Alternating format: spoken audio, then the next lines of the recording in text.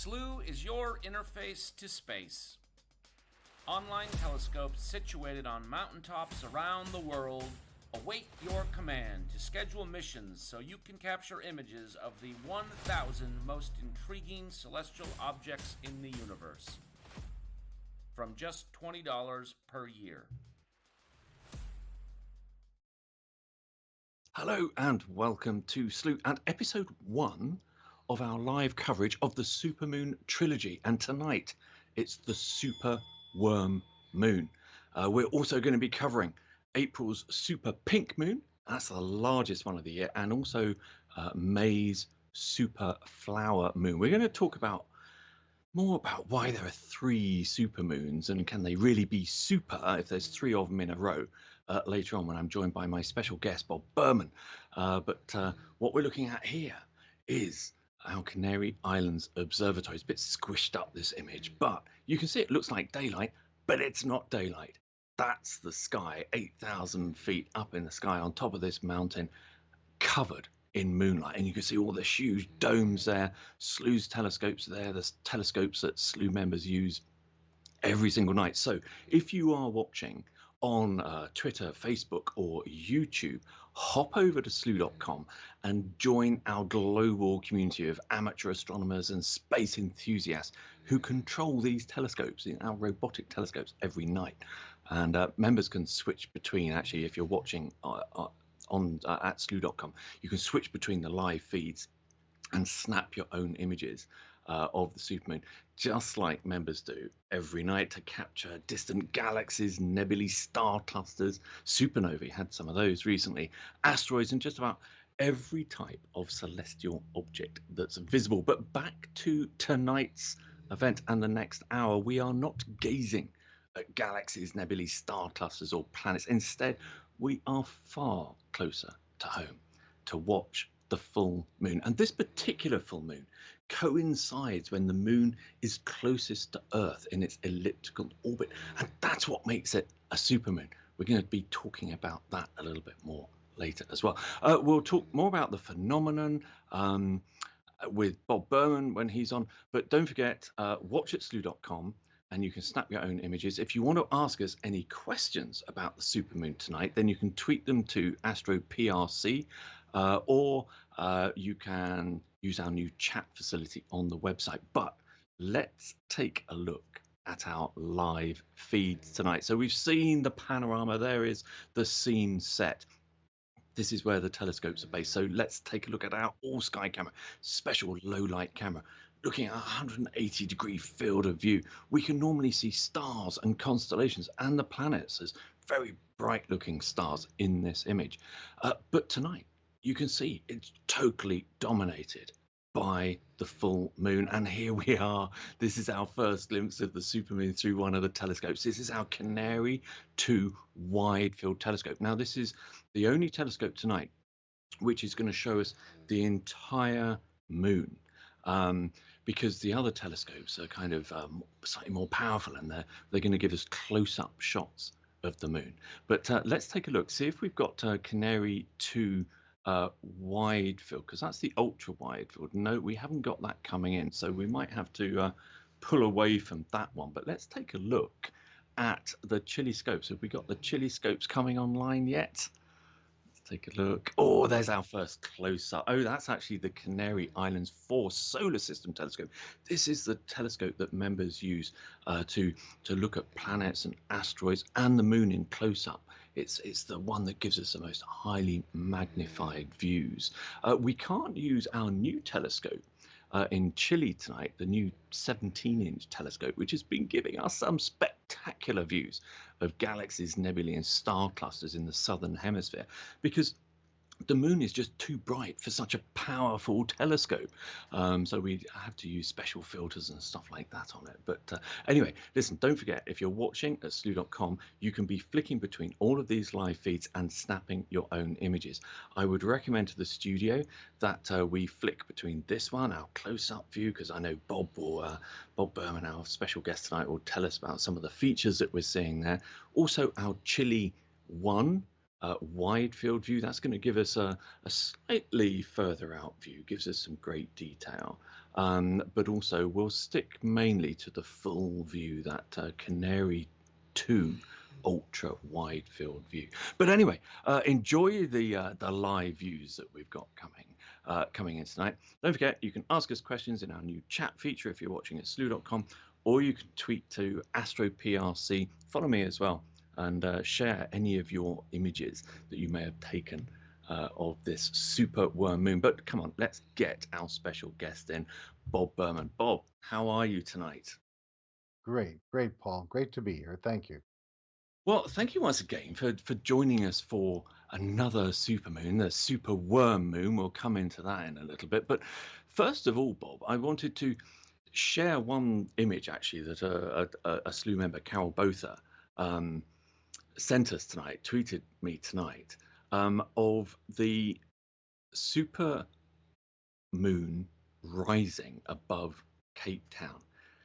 How, if the moon hasn't already risen, for any viewers out there, what's the best way to observe a supermoon?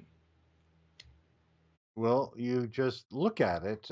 Generally, the moon is infamous for destroying our deep space objects through telescopes. Some observatories close up around the full moon, super or not. So Yeah.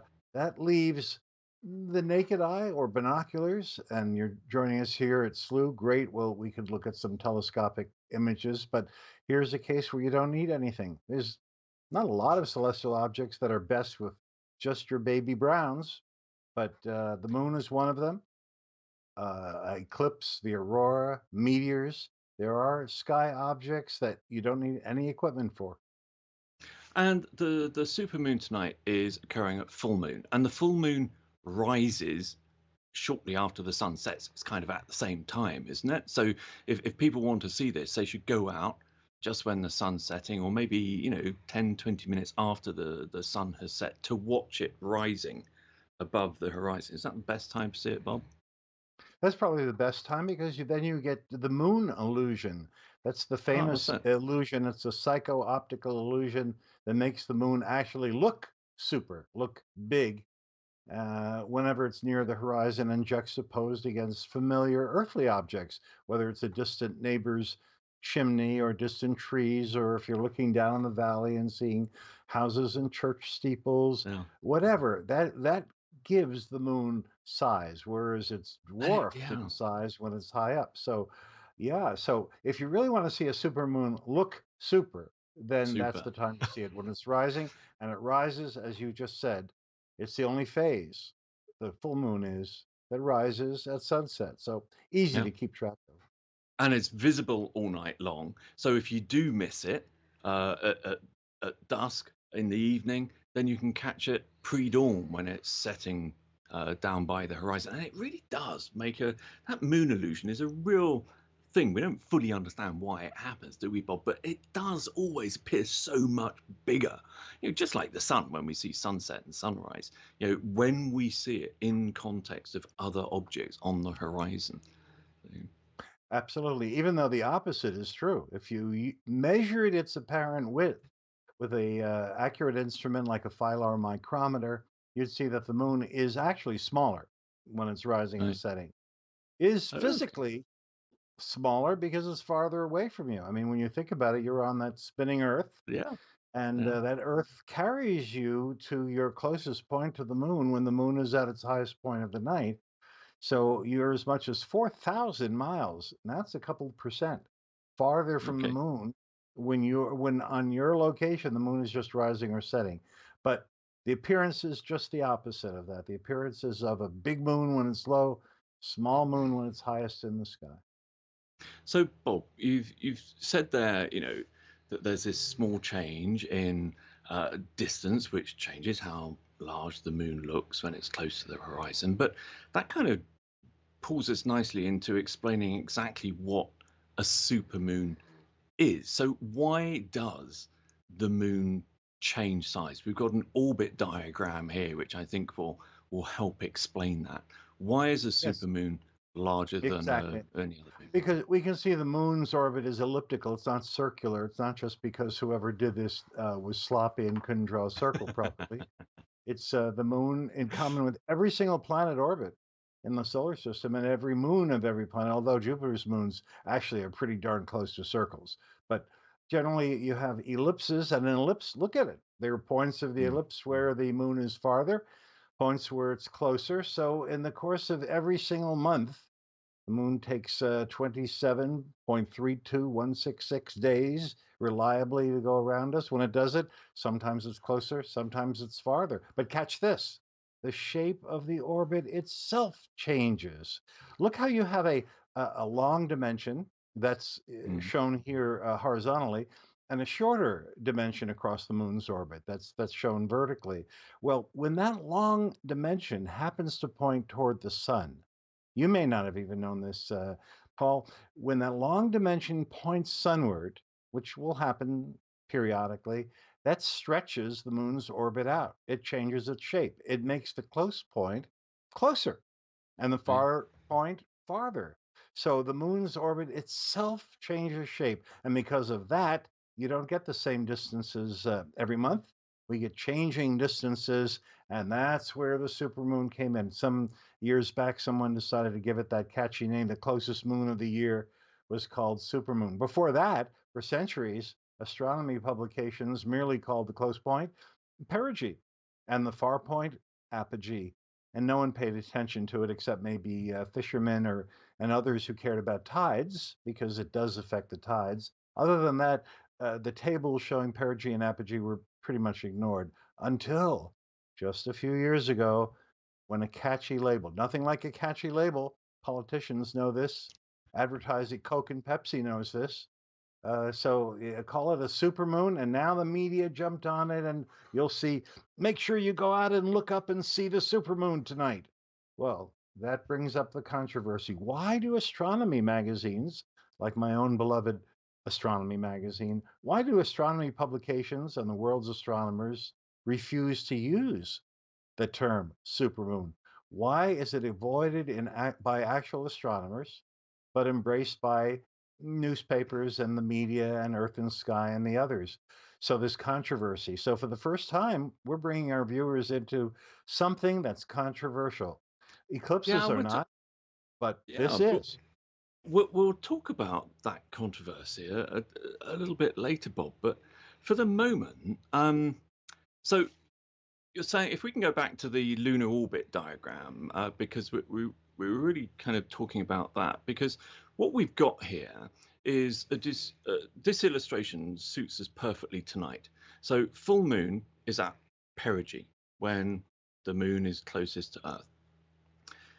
But I think you were saying that this ellipse doesn't always align with these particular phases. So you can actually have a new moon when the moon is at its closest point in that elliptical orbit. So in other words, every full moon is not a supermoon. That diagram does not always look like that. The different phases are moving around that diagram as the year progresses. So right.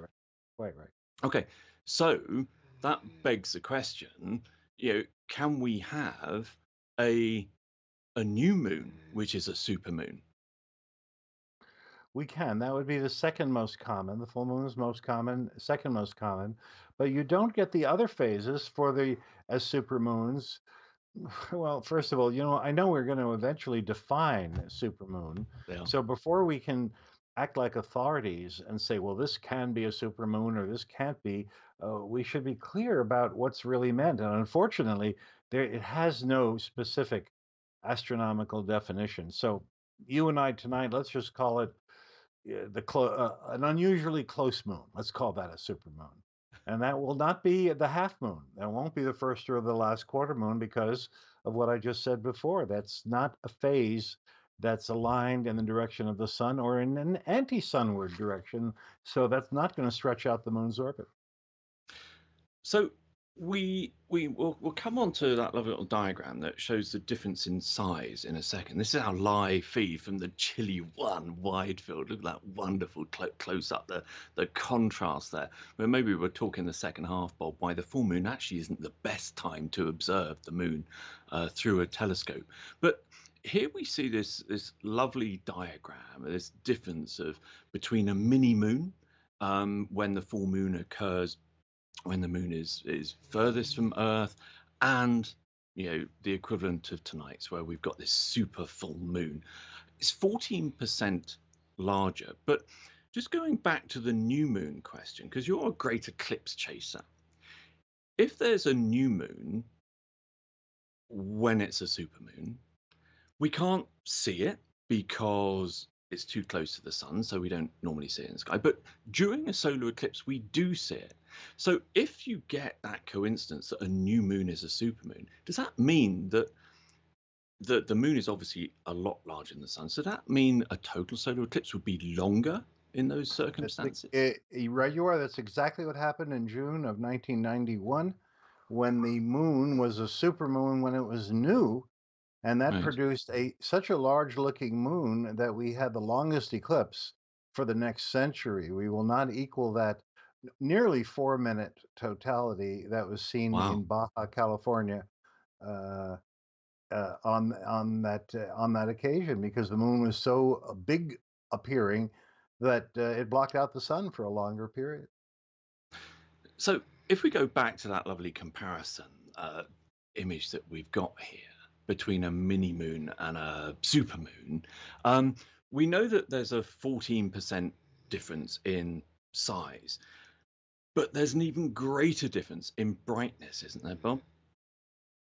There is. And there's about a 30% difference in brightness just because nearer objects are brighter thanks to the inverse square law.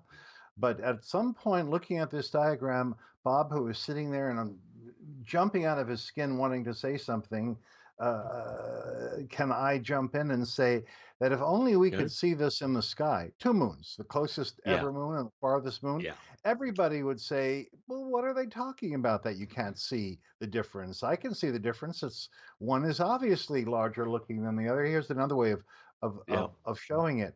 But the problem is that number one, of course, we never see the largest ever moon next to the smallest ever moon. Yeah. And secondly, there we're talking about extremes. In real life, when a person goes out and looks at the moon on any given night, what they're comparing it to is the usual full moon, the normal one, the Yeah. one they remember. Exactly. One Yeah. they remember. In other words, the average full moon. And the average full moon is halfway between these two extremes. So if you put the average full moon, the normal full moon, let's call it, next to that largest one, now the difference is much harder to see if there's any difference. And then Yeah. if you're relying on just your memory, because you're never seeing two moons in the sky, you're comparing it to the way you remember the way the moon should look. No, you won't see a difference. So there's where the first place that the word super goes bye-bye, because it doesn't look super to the eye. Even a professional astronomer cannot tell, looking at the moon, whether the moon is closer tonight than usual or farther than usual. Yeah, and that comparison, as you say, I think is even more difficult to make because you tend to get supermoons occurring at a roughly 6 months, something like that, difference between a mini moon and a supermoon. Because I think we've got a You, series of 3 mini moons coming up all right, so in now we're talking about October. now you've introduced the idea of the series, and in fact, many of the publications are saying that we're now beginning a series of three supermoons in the Yeah, spring. And the first one is the moon tonight, the March moon. Then we'll have in April and May all supermoons, and many publications are listing this series. So here it is, the supermoon series. And what I'd like to say about this is really important, is that if you actually look deeper and you look at the closest full moons of this year, of 2020, in order, the closest full moons, I have it right in front of me, so I'll read it out, are the full moons of April, then the full moon of October, followed by the full moon of March, the one tonight, followed by the full moon of November, then September, then May. So what I'm saying is that the May full moon, which is the third in this so-called series of Yeah. supermoons, the May one is actually the sixth closest Yeah. full moon of the year. Now, there are 13 full moons in 2020. So the sixth one, the May full moon, is actually right in the middle. It's the average full moon in distance and in Mm. size for the entire year. So, in what sense, Paul, should that May moon, which is the average full moon Yeah. of the year, be called a supermoon? In what Ex- sense at yeah. all? It It, can't, ex- but it it, is. it, exactly. And I think this is the contentious part of this, isn't it? And it's where maybe I've always been a great lover of this term supermoon, and the reason why I've loved it so much is that it is a great thing to say to people that gets them looking up at our night sky, to look at the full moon, in a way that they maybe become blasé about. So anything to me that gets people, encourages people to look up to the night sky is great to me. But it does beg this question that if you have 3 supermoons in a row, how super is that really? Especially with your description there that the third in this trilogy is, only the 6th largest moon Of the of year, the it's year. it's an You know, average moon. to Plus, me, I to I me, should mention that next month's oh, supermoon, the one in April, is 3 miles closer than the one in October. yeah, Three and that there are, yeah. miles closer. Now that's I no was, difference at all in an object that's a quarter of a million miles away. 3 miles. So yeah, they're tied. They're not even. It doesn't even stand out. Now it looks like I'm poo-pooing this because that's what the yeah, world's astronomers do. We regard the term supermoon as hype. We don't like yeah, hype. We think that there should be areas of life that are sciency and that are reliable. But you brought up the key question here. If we give it a catchy name and it makes people look at the sky when they wouldn't have been, isn't that helpful in exploring the universe, getting people excited about it? yeah, On the other hand, the negative side of that is, but what if somebody goes out, hears the term supermoon, looks up at the moon, and it looks no different from any other full moon? Will they mm, not be disappointed? And if they're disappointed, how is that helping astronomy or the love of the universe? So you see, there's two mm, sides. You can look at it both there ways. are, And before I went on tonight, I decided instead of just lecturing the viewer here as to whether it's really should be called super or not, I'm not going to use the word should. Let's just give you what's going on, the facts, and you decide. yeah.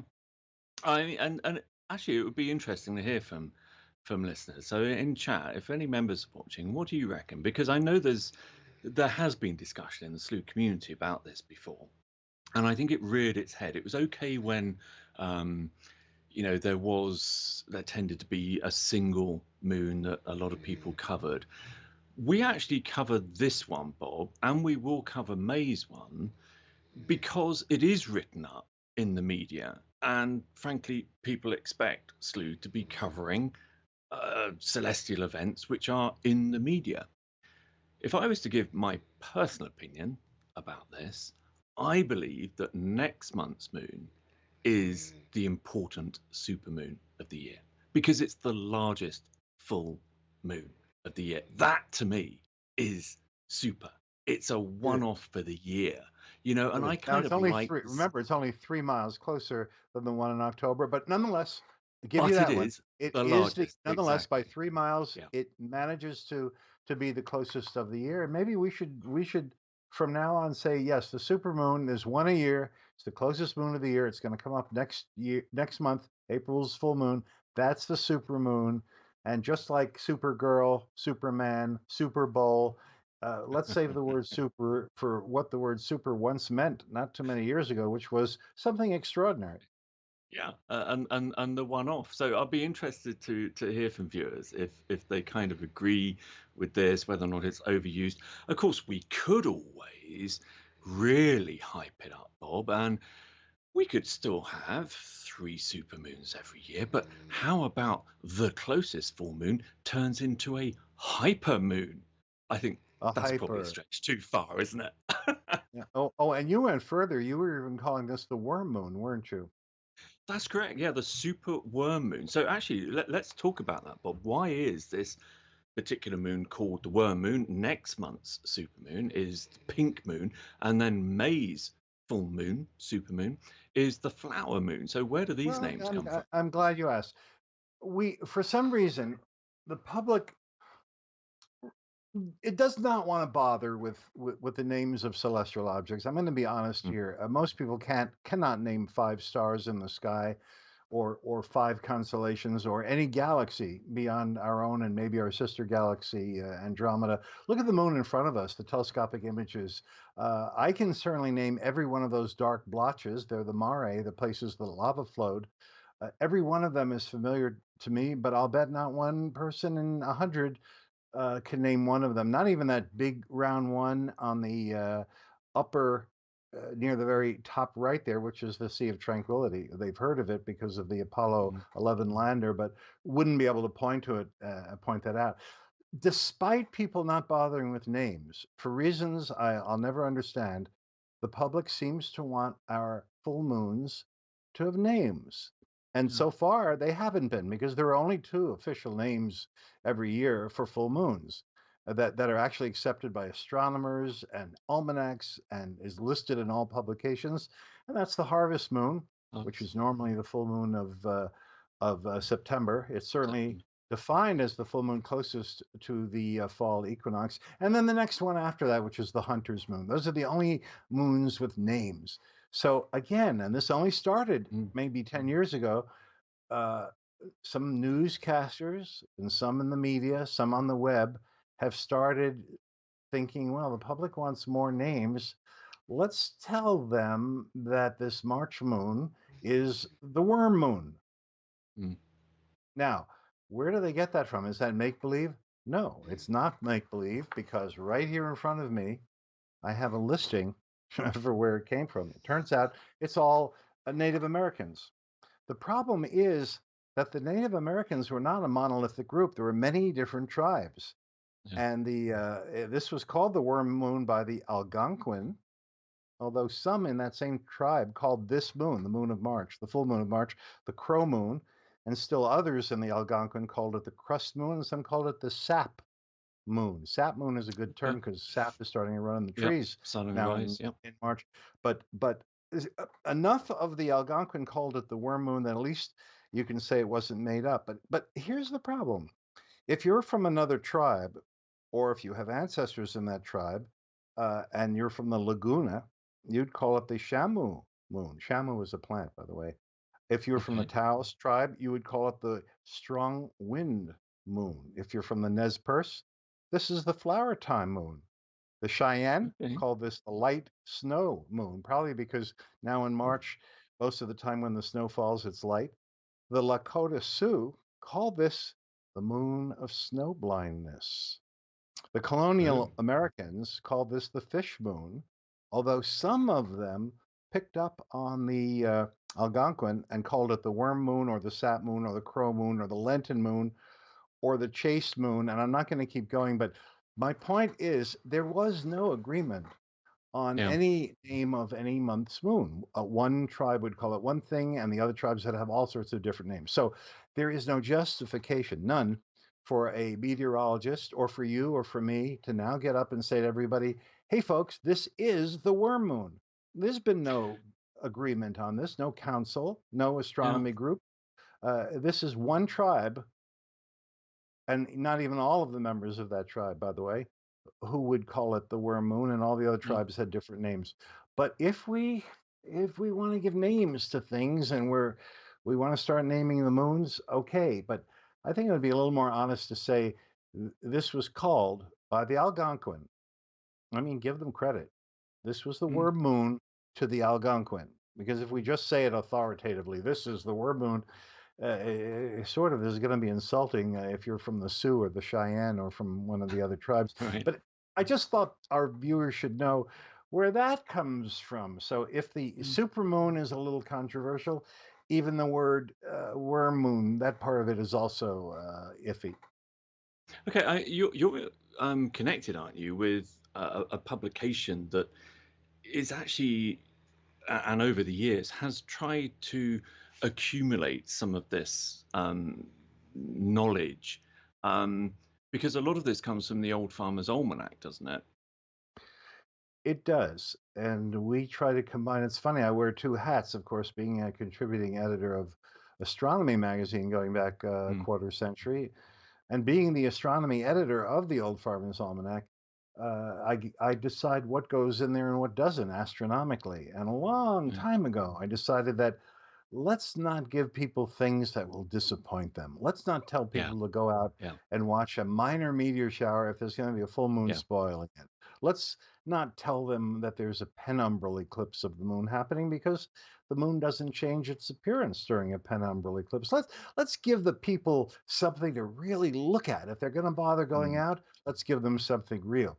So we yeah, decided ourselves that we will occasionally mention that this is a supermoon, but not use it in the publication generally, not say, okay, March such and such, go out and see the supermoon, because we too are a little leery of it being a term of hype. And I don't know how you yeah, and a feel, but some letdown. of us think that there's enough hype and there's enough fakery in the world, and let's keep science away from that. Yeah, it's a really difficult one, and we've struggled with it for well over a decade at Slooh. When there is a meteor shower, but we know the media is hyping it up. We know it's not a very good meteor shower, or as you say, it might be one of the best meteor showers, but it coincides with a full moon, which means you're only going to see a couple of meteors if you're lucky. If we don't cover it, then people are asking the question why. So what we've tended to do there is we have covered them, but we've been incredibly frank, both in our press releases and during the show, to warn viewers, to give them that reality check. Hey, listen, this is usually the best meteor shower in the year, but this year you can see we've got a full moon kind of thing. Yeah. So there's also an opportunity for to educate in a soft way, but it is very difficult managing expectations when the media do pick up some of this stuff. And frankly, Bob, to get our stories into the media, sometimes we have to use this terminology, to get our coverage featured, and that's where we get our main membership drives from as Yes, well. yes, So it's expediency. We yeah. won't call that prostitution. We'll call this expediency. But I totally agree with you that what we're doing, look what we're doing tonight. We have Yeah, people, a lot of people joining us. We're looking at the moon now close up with one of the Slooh telescopes, and we're seeing things that we wouldn't have seen otherwise, like those white blotches. Look exactly. near the bottom. You Yeah. see that Oh, that's a round cracker, white isn't it? crater that has rays streaming out of that? My goodness, that's the crater Tycho. It was only formed 200 million years ago, which was achoo. It was yesterday in moon language. And then in the upper left, there is another bright spot. The two brightest spots that we're seeing, actually, the very brightest is on the extreme left. That's the crater Aristarchus, which is the brightest, by the way. The brightest spot on the moon is the one that we see on the left, the tiny crater Aristarchus. But the big blotch that's left of center, that's Copernicus. There's a whole era, geological era of the moon named for it, the Copernican period. That's everything that happened on the moon for the last a little bit more than 1 billion years is our Copernican features. And there's the guy himself that it's all named for, the Copernican period. And that crater on the bottom with that bright spot and all the rays coming out of it. You can see that with binoculars, by the way. That's Tycho. That's a Copernican feature too. So, oh, suddenly we're looking at the moon, we're seeing its own geology spread before us like a history book. We're reading it chapter by nightly chapter here, turning it page by nightly page, and we do that on Slooh anytime we want to look at the moon. And okay, if what gets us looking at the moon is calling it a supermoon, hey, I can live with that. So be it. So now, Bob, we were due to have a break, but I think we'll carry on going if you're okay with that. Going back to supermoons and how it affects nature and the Earth, and probably the most real and most extreme impact that the moon has on Earth when it's at its closest is the tides, isn't it? And we've got a great diagram here, I think, that explains this. But what can you tell us? And these are what are called spring tides, aren't they? But it has nothing whatsoever to do with the season of I spring. know, just by sheer coincidence, the spring tides caused by this full moon today are happening very close to the start of spring. In fact, meteorologists Yeah. do call this spring. They say spring started March 1st. So, Yeah. and it's as if the tides spring up at you. And what happens is, look at that lower diagram, or even the upper diagram. You see that the stretched out part of the moon's orbit, that is the major axis, is the word for it in any ellipse, is pointing toward and away from the sun. And when that happens, you'll get the biggest tides. On the top diagram, it's the new moon. That is, from Earth's perspective, the moon and the sun are in the same direction. On the bottom diagram, they're in opposite directions. The sun is one way from Earth, the moon is the other. Doesn't matter. Either of those configurations cause spring tides, the strongest tides.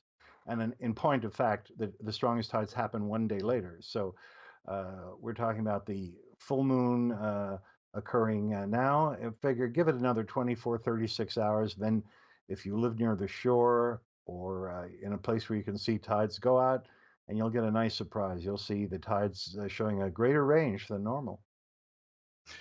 And d- is this why we see some? Don't the turtles come out at this point and lay their eggs? Is that something that happens on these high tides?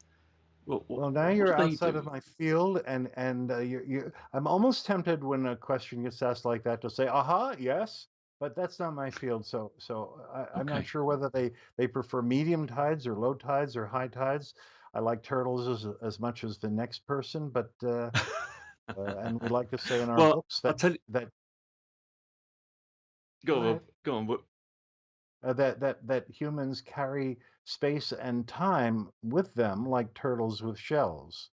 We use that analogy almost too much in the books, but there it is. I mean, how can it not be? We have this massive body. Yes, it's 81 times less heavy than Earth, but to be that close to us, sure enough, it changes the air pressure in different parts of the Earth and even distorts the solid ground. You know that the solid Earth itself moves the better part of a foot toward and away from the moon because of the moon's tidal influence.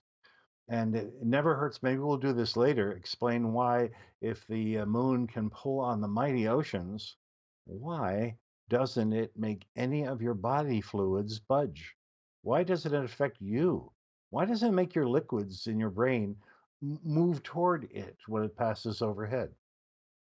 Now, Bob, we got a question from a longtime member, Frank Kenny, which I'll ask in a second. But when you were describing some of the lunar features there, we did just mention in passing a little bit earlier why the full moon really isn't a very good um, lunar phase to observe the moon. And I know you told me a couple of months ago that you bought a new telescope, and you are such an experienced observer, but I don't think I've ever heard you sound more excited when you were telling me that you'd almost rediscovered observing the moon visually through a telescope. Why isn't the full moon the best time to look at the moon through a telescope for new Yes. viewers? And you're right. And this year, I'm making up for lost time. I know the stars and their spectral classes, but I realized I did not know the moon well at all. I couldn't even name 5 craters, and I could not name all those dark blotches that were all formed at different times, different geological periods. Look at that one in the upper right. See that very small, very Yeah. round, although it looks elliptical because we're looking at it sideways. Upper right at about the 1 or 2 o'clock position, if it were a clock, isolated little dark spot. That's Mare Crisium. You know what that means? It means it's the Sea of Crises. And all those dark blotches were strangely named for one of two things, very inconsistent. They're either named for human emotions. That's why that's the Sea of Crises.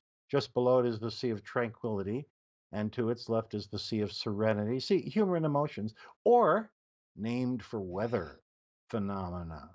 Like on the lower left, there's the Sea of clouds. There's the ocean of storms and stuff like that. That's not. I think I'm answering a different question than the one you asked. Oh, Yeah, why yeah, is the moon the worst time? Well, because yeah. Full moon. to Yeah, see the craters and the mountain ranges and all the features, you need shadowing. You need yeah, black and white. And so you need the sun shining from one side or the other. But now, on the night of full moon, the moon is being lit up by a sun that's shining straight down onto it. As we look at the moon, picture of the sun behind our backs. The sunlight is hitting the moon from the same direction that we're looking at it.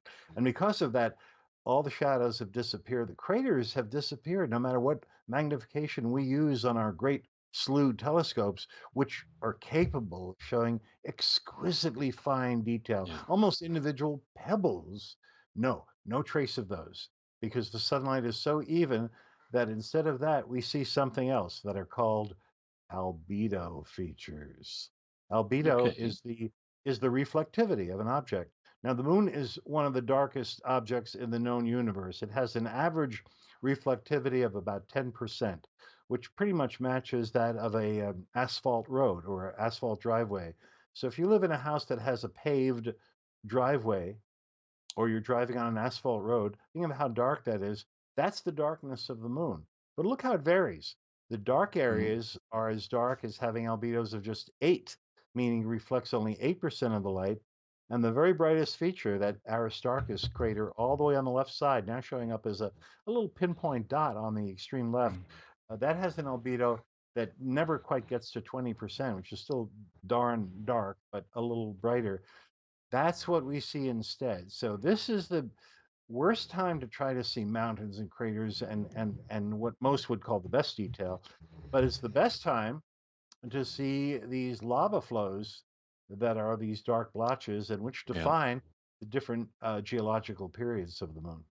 Yeah, and we get that lovely contrast, don't we, during the full moon? But one of my favorites with the Slooh telescopes is using the high magnification telescopes to see when a crater rim, that if you were standing in the crater, you would just be seeing the sun rising above it, and you land up getting one half of the crater illuminated. Or there's a lot of Yes. in a lot of the craters, Bob, there's a mountain peak, isn't there, where after the impact Yes. the moon surface has rebounded, and that often goes into sunlight first. And so you Yes. suddenly see the crater emerging because of this little mountain peak in the middle. And you watch this over a period of minutes and hours. And you I just always imagine myself standing in the crater and watching the sunrise. And what it reminds me most of is when I visit the Canary Islands Observatory and the volcano that makes up that entire island, the caldera, the crater, the volcanic crater, is miles across. And that's exactly the experience that you get if you're standing in that crater during sunrise or sunset. And it's the most Oh, spectacular it event is the most ever. spectacular. And that's why our viewers should not eschew the moon. It's true that when you have an Yeah, amazing half-meter telescope, as we do now, sure, you want to use that for a challenging object, a distant galaxy. You want to see the spiral arms of the Whirlpool galaxy. I get that. You want to see those cobalt blue colors that the spiral arms have, and that campfire orange color in the centers of galaxies. And sure, you can't see that with the eye, even if you have a good backyard telescope. So I understand if you say, well, the moon, why should we wouldn't it be underusing a great yeah, telescope to point it at the moon? But don't neglect the moon. Don't look at it yeah, now at full moon. Look at it when it's a half moon or a gibbous moon, yeah. and that bright round thing on the upper left there, that's the crater Copernicus. Just watch that about 10 Mm, days after the moon is new each month, and you will see stepped down layers like terraced rice fields leading down to the crater floor. You'll see 11,000-foot rims of walls all around the crater, and you'll see the flows of lava that flowed when this whole thing was hit. And boy, was it hit! It was hit 800 million years ago. And you can tell when a crater is recent. I know I could go on and on. I won't babble too long, but whenever you see white lines going from a crater, like the one at the very bottom, Tycho, or the one we're talking about, Copernicus, and you see rays streaming from it, that's because a recent impact dredged up material that was underground and then threw that out in all directions. And it turns out the underground material is whiter than the rest of the moon. After a while, the sun bakes the surface and darkens the material. So only when a crater is young and newly made will it have those white lines. So it's one of the ways, again, that you could turn page by nightly page and look at the history of the moon just by seeing whether a crater is very sharply defined and has rays or has been worn down by the erosion of little meteors hitting it for billions of years. You can tell when craters are worn and when they don't have the rays. You can tell that they're older from one of the earlier periods, like the Nectarian period or the Imbrian period, all named for great impact basins. You look at Mare Imbrium, the largest round dark basin on the moon, and the floor of that is the lowest point on the moon. That's because it was hit by such a giant object that the lava that filled it couldn't even do the job properly. It didn't even quite fill it to the top. So you're looking at a depression in that. Fascinating, fascinating, and you never run out of detail because that shadow band on the moon, the terminator that defines night and day, moves at 10 miles an hour, and that's fast enough so that while you're using our Slooh telescopes, you see the changes. You see sunrise on crater rims. You see the shadows on the floor of craters. Copernicus is about 58 miles in diameter. You see the central mountain, the shadow changing its length during one night session. My goodness. Bob, we've got some great chat on the Slooh website. Carol Botha is saying we should have a super turtle moon show, and she's going to do some research. And she's thinking actually the same thing that I had in my mind, and I'm sure I've seen this in nature documentaries, that baby turtles, when they hatch, do so on a high tide, the highest spring tides. And something in my head rings true that the cycle of their parents laying the eggs and them hatching occur at full moons for that reason. So we'll certainly do some research on that, and maybe we'll do some digging for next month's supermoon. But one of the questions, what you're repeating is the interesting fact that in the human estrus cycle, and in the cycle of that a baby is in a fetus. What is that called? The entire cycle of pregnancy from the time of conception to the time of birth. Isn't there a name for that period? There is, but I've gone in the womb. Blank. Every woman listening to us are saying, "You guys, you Screaming out. jerks! Of course, there's a name for the period. It's called the period, the pregnancy. That's the name for it. No, there must be a name. There's for another that, one. There is another one. Yeah. we're getting to something astronomical, and it's this: on average, the phase of the moon when you conceive a child will be the same phase of the moon at birth, for the birth of that child. So if you look up on the date of your birth in a calendar and you see what the phase of the moon was, first quarter, half moon, gibbous, full moon, that was probably the same phase that you were conceived at. Gestation, I think, rings a bell. Gestation? Yeah, gestation period, maybe. The fact that you and I aren't even sure of this, I know. know that all of our women listening to this are going, these guys may be a little smart with astronomy, but they're jerks. These are more. I've got an excuse, Bob. It's 10 to 3 here in the morning. I've got a snoring dog behind me that I have to keep nudging to stop the snoring sound coming over on the show. But anyway, I got another question here from one of our longtime members, Frank Kenny. And this is a term that actually I've never been that certain of. I've usually heard it, I believe, in connection to solar eclipses, but I might be wrong. He's asking, what is Saros as it relates to the moon? Do you know about that one? Yes, Saros cycles, aren't they? Yes, there is a cycle in which all the periods will come together of the moon and the sun and the distance to the moon. Like tonight, we have, of course, a very close moon. And that's because the periods repeat astonishingly after one cycle. Now, it didn't have to be that way. The cycles we're talking about is the time it takes the moon to go around the Earth is not part of the Saros. That's that 27.32166 days that the moon actually orbits us. We ignore that. What we care about is full moon to full moon. That's 27 and a half days on average, 27.50 days on average. But then you might care about when it's closest and when it will again be closest. And it just so happens that it's not 1 month later because the moon itself, the orbit of the moon orbits Earth. And so taking 8.86 years to make one complete swing around. So if we care about the closest point to Earth, supermoon, or let's use the proper term, perigee, when is the next perigee? We have it tonight. When is the next one? No, you can't use one lunar orbit around Earth, that 27.32166 day cycle. It's a little longer than that. It's 27.55455 days. I know it by heart because look what an easy number that is. 27.55455. And believe it or not, we're getting to a point with this. So hold on and bear with me. And that's not the end of the cycle because you might care about eclipses. An eclipse can only happen when the sun and the moon are aligned in the same three-dimensional plane. So as you know, Paul, there is a node, a crossing point, where the moon's 5-degree tilt goes from being higher to lower and then from lower to higher again, the exact crossing point. Well, when are we going to get that aligned again? It just so happens that also rotates. That's right, the tilt of the moon itself rotates. If you have trouble picturing a tilt rotating, imagine dropping a dinner plate on the floor. Yeah. If it doesn't Spinning break, around.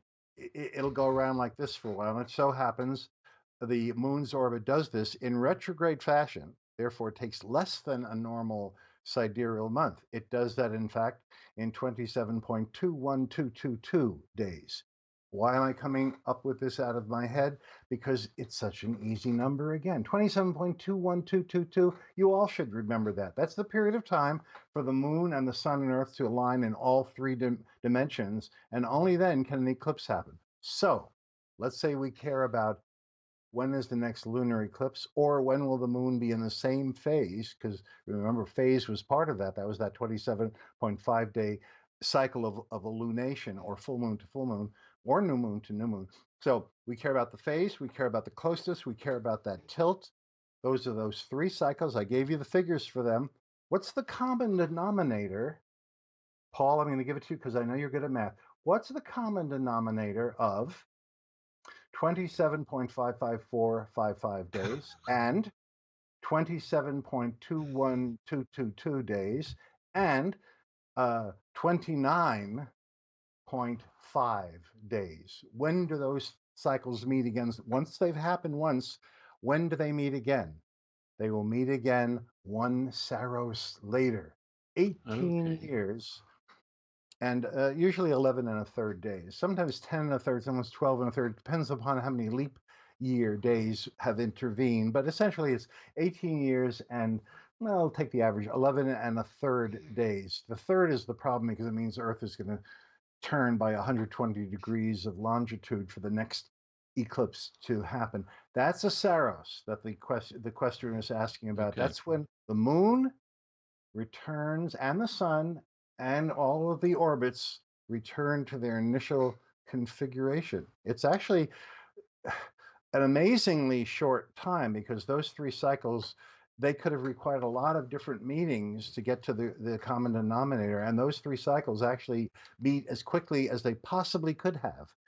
And the fact that the Greeks even noticed this, actually, they didn't make up the term. I think they got it from the Babylonians, but they liked it so much, they left the word intact, Saros. Okay. And 3 Saroses, which is Okay. 54 Well, years and 1 month, will bring an eclipse back to your neighborhood. So Frank, because of thank that you for one third of the day, yeah, you need those 1/3 of the days, and then you'll see the eclipse back where it started from. So that's called an exoligmos, a word that you will never hear dropped at a cocktail party, if people even still have cocktail parties. An exoligmos, 54 years, 1 month, or 3 Saroses. Now, Wow. if this doesn't discourage people from calling and asking questions, I don't know what will. Exactly. I was about to thank Frank for his question, but then I was thinking, actually, no, sorry, Frank. Do you see the Berman rabbit hole that you sent us down there?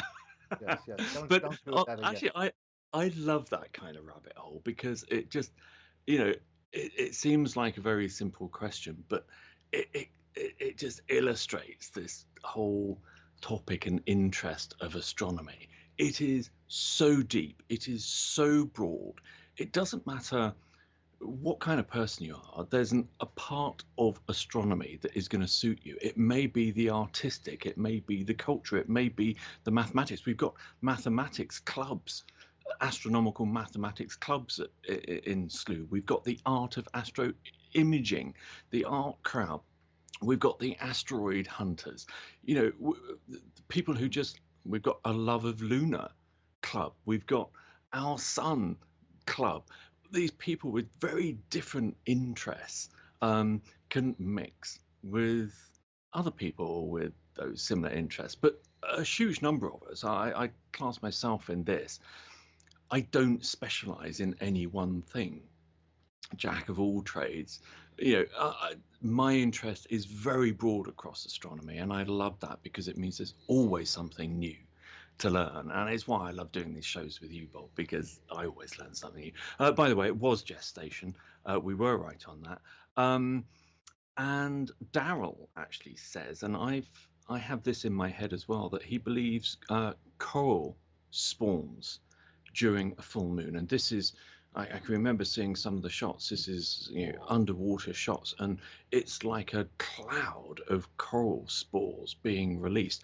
I think, Bob, this is a topic because we often skirt around it, the impact of full moons and the moon generally on nature. I think this is something that we should cover during next month's April's Supermoon show. I think it would be an interesting one to delve into, and it would give us the chance to maybe watch some David Attenborough programs and gen up on the subject first.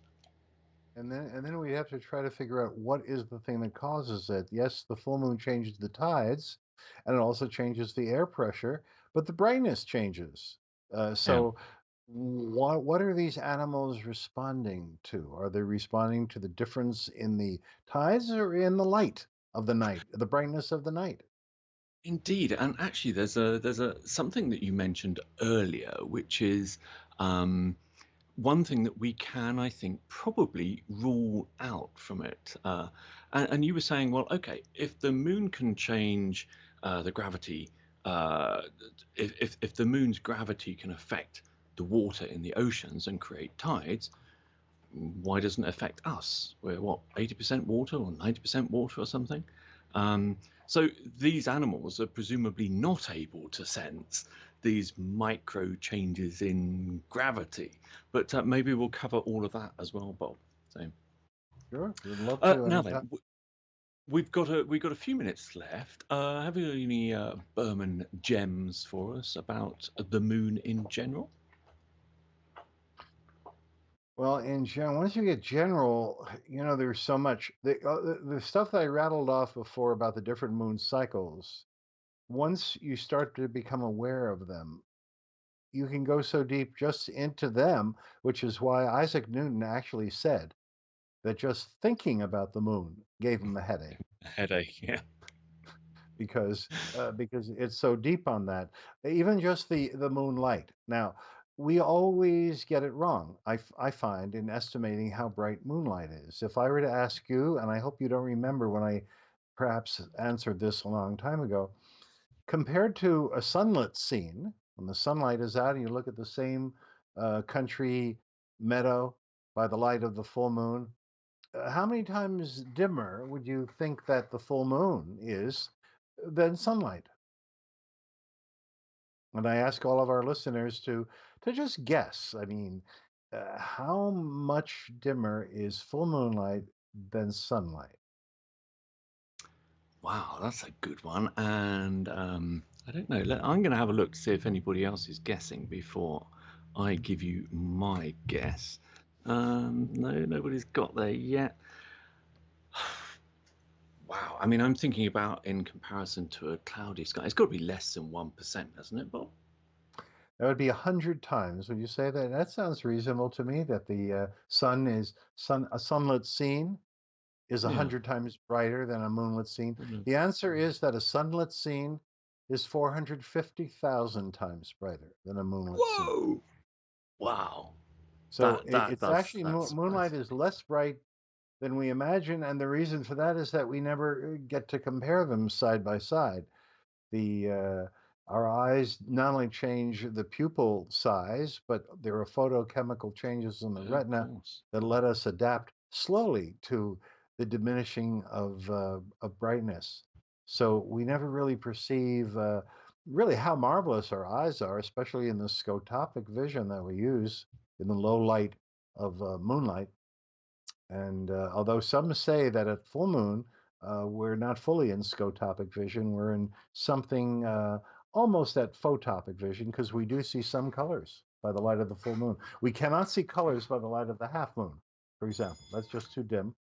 The half Okay. moon, you'd think a half moon would be half as bright as a full moon, right? But it's only 1/10 as bright. Full moon is 10 times brighter than a half moon, and that's enough to let us have our To see color. semblance of photopic vision and see colors, or at least the greens, which are the easiest color for us to perceive. Well, I By think the this is half a moon, everything is monochrome. Everything is grays by the half moon. this is another topic, Bob, that I think we should pick up on our next Supermoon show in April for the super. I know you don't want me to say this, but it's the super pink moon. That's because the one of the native tribes saw pink flowers Yes. arriving during that particular full moon of the year. But I think the other thing I would say to uh, members watching tonight is if there are, we've got two more supermoon shows to do. So this is March, we've got April, and we've got May. We're doing the three of them. If you've got specific topics that you would like Bob and I to talk about the moon, it can be generally the moon. You know, there's only a certain amount that we can talk about the phenomena of the supermoon. But if you want to know, you know, maybe take a closer look at some of the features. Bob's great at that, I'd especially love with to get his into the features of the full moon. That yeah, would be so much fun to do. yeah, and I think you know maybe we can start if members share over the next month some of their best captures through the telescopes, and maybe Bob, we can actually illustrate what we were talking about how some of those lesser phases are best for observation, where we get those lovely shadows and things like that. Maybe people can capture the lunar X and the lunar V, these features that appear for, you know, I think it's only 30 minutes when the sunlight and the shadows is just sufficient to Huh. give us these little cross forms and things like that. So, but anyway, Bob, that is it for tonight. We've run out of time for the super. I'm going to say it, Bob. I'm going to say it again. Super worm moon. I'm sorry. I'm sorry to do that to you. But anyway, thank you so much for joining us, Bob. You're always a fountain of knowledge. Been an interesting show tonight, and I think we will cover some impact on the natural world next time. So if anybody knows any biologists out there who might know a little bit more about that subject, maybe we can get them on the show. But and suggest topics for Bob and I to talk about. So, Bob, we will see you if not before, on that show, I do hope. And let's book you up now for May as well, when we will really need some suggestions from viewers about what to talk about on our third supermoon in a row. But Bob, thank you very much for joining us tonight. Always a pleasure, Paul. Thank you. Thanks, Bob. Now, coming up at Slooh, we've got, don't forget, and in fact, some of the members have been talking in chat this evening because they've been talking about photographing the moon. Don't forget, Dr. Mike Shaw does his nights, he moderates the Nightscapes Club at Slooh, but also has a weekly show at 9 p.m. EDT. I think that time is staying the same there. I think it is still 9 p.m. That's on Tuesday, so make sure you join Mike and the gang for that. It's always a popular show. And join Bob, myself, and maybe some kind of biologist to explain about the baby turtles and flowers and spawning corals and stuff like that for our super pink moon in April. But for now, carry on enjoying the live views from the telescopes tonight. Chile is nice and clear. We've got some high winds in the Canary Islands, so things are being a little bit affected there, but Chile is still looking rather good tonight. So we hope to see you soon, but for now, it's a good night from myself and from Bob. Good night. Good night, all.